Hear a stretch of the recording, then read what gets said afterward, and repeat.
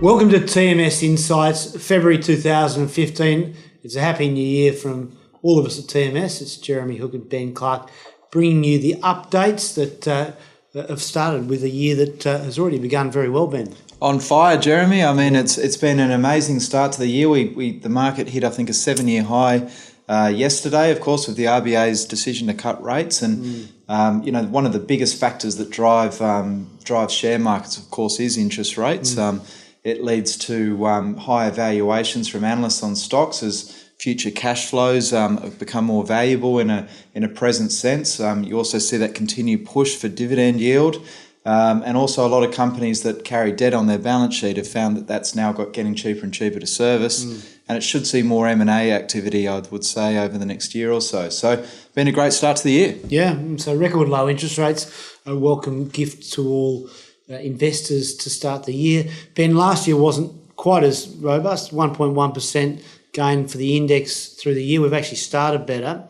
Some things have happened over that period, though. Oil prices fell quite significantly. Yep. That's certainly a factor that's changed the colour of the market to start the year. I mean, it's a question we often get, I think, both on the TV and from clients is why has our market underperformed international markets, the American market in particular, so greatly over the last few years? And it's a big part of that's what you're saying there, which is the makeup of our market. The Dow, of course, doesn't have any resource companies on it, whereas our market a few years ago had about a third of our market in mining or mining services or energy stocks, which have all obviously had a very hard couple of years. So and the index weighting has subsequently declined a bit. To where it is now. But also the move down the Aussie dollar, because foreign investors have been clearly shipping out Australian dollars. Yep. They're not going to be buying Australian shares when they're doing that. So, Yep. And that's really pretty much explaining why we did underperform at the back end of 2014.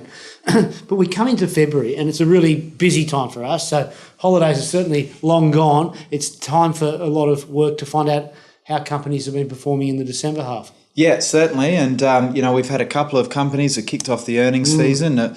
The majority are in the second half of February, and this is a time of the year when we get to speak to CEOs about how their businesses are performing and hear what the outlook for the business is, look at some new potential opportunities. There's always others on the radar that we'll be speaking to as well. But I've got to say it's been a really good last year for a lot of clients versus the market's performance. Yeah, that's right. And we feel that portfolios are well positioned given all the moving parts that are happening in the world, and let's hope we can see some good results come out in the next few weeks or so. And it's most of the big companies that report. So, I mean, we'll be keeping an eye on Commonwealth Bank. I think it's on the 10th of February. That's obviously a big one because it obviously impacts the major index segment in the market overall. Yep. And banks have been very good. Commonwealth itself hitting record highs in the last week. So, can that sort of thing continue? And can the market continue? Is there enough stimulus there with earnings growth and the interest rate cut, or is it already priced in? I think that's what everybody wants to know now. Yeah, and I think to some extent it has been priced in. I mean, there's certainly been a flow of money into the much better quality companies. It feels like to me, where a lot of those companies are sort of priced historically on higher levels than we would see, and then there's a lot of lower quality businesses where money's sort of that look cheap, but they look cheap for a reason, and we've seen a number of profit downgrades in the last few weeks from a lot of those the lower businesses. tier businesses. Yeah. So I think it is a challenge in terms of I think we both are struggling to find. I think that's right, and this is the challenge for an investor now is to be keen on quality, remaining that way. Yeah.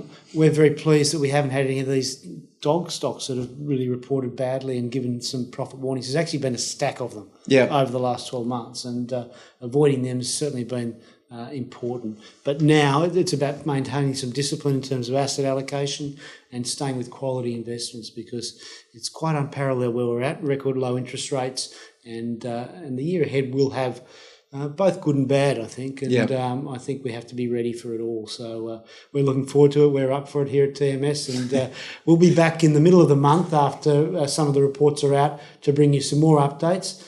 But for now, that's all for this edition of TMS Insights.